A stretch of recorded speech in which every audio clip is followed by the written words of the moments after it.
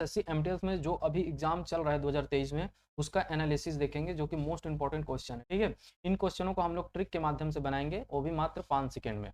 तो इसलिए ध्यान से देखिएगा इन क्वेश्चनों को, ठीक ना।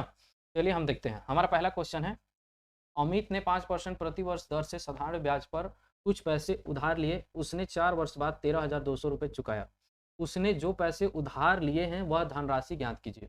धनराशि यानी हमसे इस क्वेश्चन में प्रिंसिपल पूछा है। सबसे पहले देखिए क्वेश्चन में क्या क्या दिया हुआ है। 5% प्रति वर्ष, यानी हमारा इस क्वेश्चन में रेट दिया हुआ है कितना, 5%। रेट हमारा है कितना, 5%। 4 वर्ष यानी टाइम हमारा कितना दिया है, 4 वर्ष।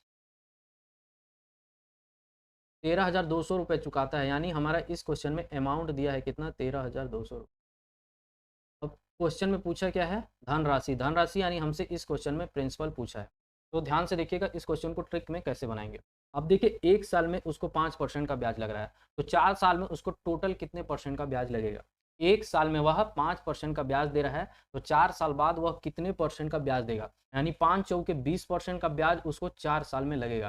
ठीक है, अब क्वेश्चन में अमाउंट दिया है कितना, 13,200 रुपये। लेकिन हमारा अमाउंट का फॉर्मूला क्या होता है, अमाउंट का फॉर्मूला होता है ब्याज प्लस प्रिंसिपल यानी मूलधन।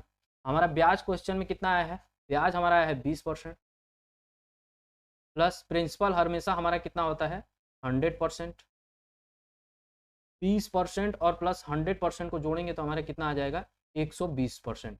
हमारा अमाउंट कितना आ रहा है, 120% आ रहा है। लेकिन हमारा क्वेश्चन में क्या दिया है, अमाउंट जो दिया है वो 13,200 रुपया दिया है, यानी ये जो 13,200 रुपये है वो हमारा 120% का मान दिया है। 120% का मान दिया है। हमसे इस क्वेश्चन में मूलधन यानी प्रिंसिपल पूछा है, तो प्रिंसिपल हमेशा हमारा कितना होता है, 100% होता है, यानी हमसे इस क्वेश्चन में 100% का मान पूछा है। अब इसको सॉल्व कर लो, हमारा आंसर आ जाएगा। अब देखिए परसेंट से परसेंट कट जाएगा, 1 जीरो से 1 जीरो कट जाएगा, 12 से काटेंगे, 12 एक कम 12, 12 एक कम 12 यानी 110। 110 इंटू 100 करेंगे, हमारा आंसर आ जाएगा 11,000 रुपये। यानी हमारा मूलधन कितना आ गया, 11,000 रुपये। ठीक है, जो कि दूसरा ऑप्शन सही होगा। आप इसको इस तरह से ट्रिक के माध्यम से बना सकते हैं। दूसरा क्वेश्चन देखते हैं। हमारा क्वेश्चन है, एक किताब जिसका सूचीबद्ध मूल्य 150 रुपये है, तो लगातार छूट के बाद 105 रुपये पर उपलब्ध है। यदि दूसरी छूट 12.5% है तो पहली छूट ज्ञात कीजिए। हमसे इस क्वेश्चन में पहली छूट पूछा है। ठीक है, अब ध्यान से देखिएगा। अब देखिए 150 रुपये था, ठीक है, उसमें 2 लगातार छूट देता है। मान लेते हैं x% का छूट दे रहा हो, यानी x माइनस 100 अपॉन 100 हो जाएगा। और दूसरी छूट कितने का दे रहा है, 12.5%।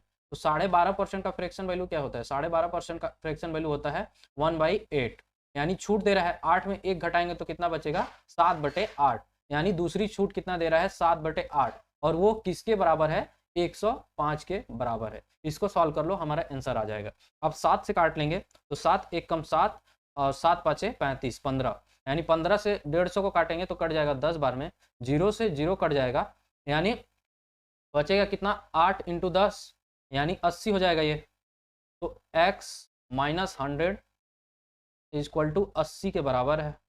तो हम x का मान निकालेंगे, तो x का मान निकालेंगे तो हमारा कितना आ जाएगा, 20%। यानी दूसरी छूट जो दे रहा था वो कितने का दे रहा था, 20% का दे रहा था, जो कि तीसरा ऑप्शन सही होगा। आप इसको इस तरह से बना सकते हैं। चलिए हम तीसरा क्वेश्चन देखते हैं। हमारा क्वेश्चन है, एक घड़ी को 1440 रुपये में बेचने पर 10% का हानि होता है, उसे कितने रुपए में बेचा जाए कि 15% का लाभ हो। अब ध्यान से देखिएगा इस क्वेश्चन को, हम लोग इस क्वेश्चन को ट्रिक में बनाएंगे, वो भी मात्र 5 सेकेंड में। ठीक है, इसलिए ध्यान से देखिएगा। देखिए क्वेश्चन में दिया है 1440 रुपये में बेचने पर 10% का हानि होती है। 10% का हानि का मतलब होता है 90%। 100 में 10% घटाएंगे तो बचेगा कितना, 90%। 10% हानि का मतलब होता है 90%। अब ये 90% का हानि किस पे हो रहा है, 1440 पे हो रहा है, यानी ये जो 1440 है वो हमारा 90% का मान है।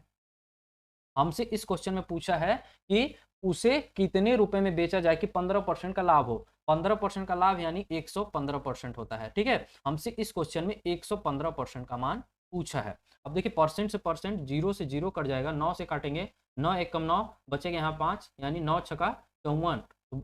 115 इंटू 16, 115 इंटू 16 करेंगे तो हमारा आंसर आ जाएगा 1840।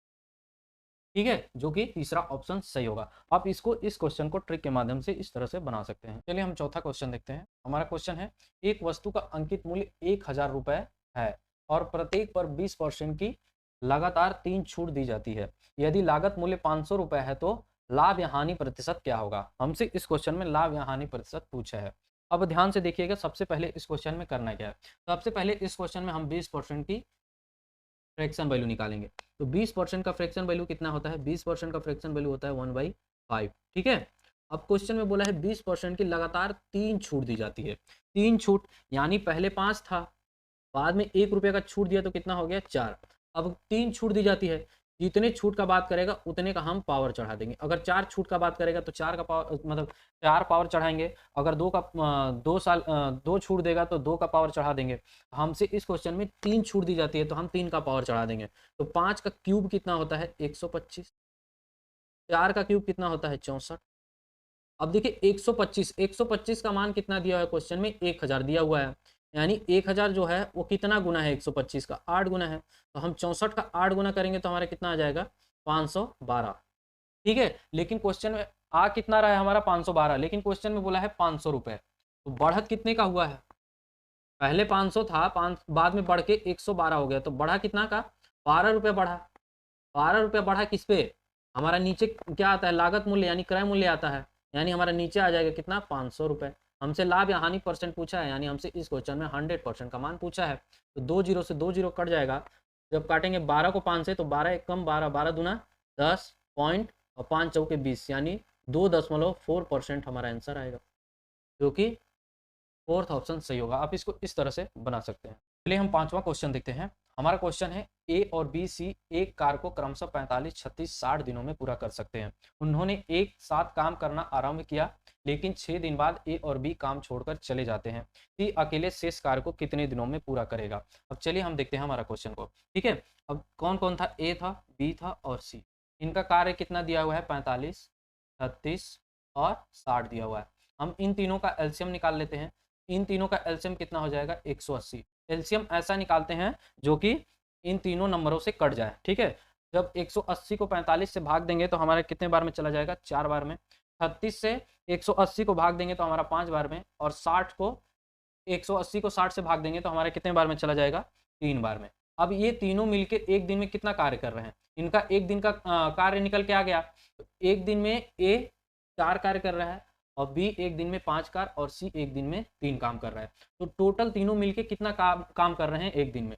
टोटल तीनों मिलके 12 काम कर रहे हैं एक दिन में। ए और बी प्लस सी तीनों मिलके एक दिन में 12 काम कर रहे हैं। लेकिन हमारा क्वेश्चन में बोला है कि 6 दिन बाद ए और बी काम को छोड़ के चले जाते हैं। तो 6 दिन पहले ए बी और प्लस सी तीनों मिलके 6 दिन तक तो काम किए होंगे, यानी ए प्लस बी प्लस सी।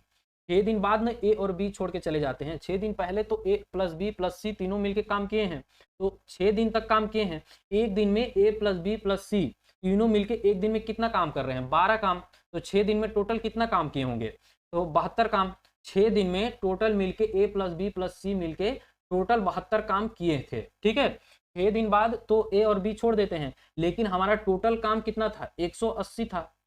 ए प्लस बी प्लस सी काम को 6 दिन तक 72 काम कर दिए हैं। तो जब 180 माइनस 72 करेंगे तो हमारा टोटल कितना बचेगा? 108 काम बचेगा। 108 काम को सी को करवाना है। हमारा क्वेश्चन में पूछा है कि सी अकेले शेष कार्य को कितने दिनों में करेगा। हमारा शेष कार्य कितना बच रहा है? 108। तो सी एक दिन में कितना काम कर रहा है? 3 काम कर रहा है। 108 काम को करने में उसको कितना समय लगेगा? यानी 3 से भाग दे देंगे तो हमारा आंसर कितना आ जाएगा? 36 डे, जो कि दूसरा ऑप्शन सही होगा। आप इसको इस तरह से बना सकते हैं।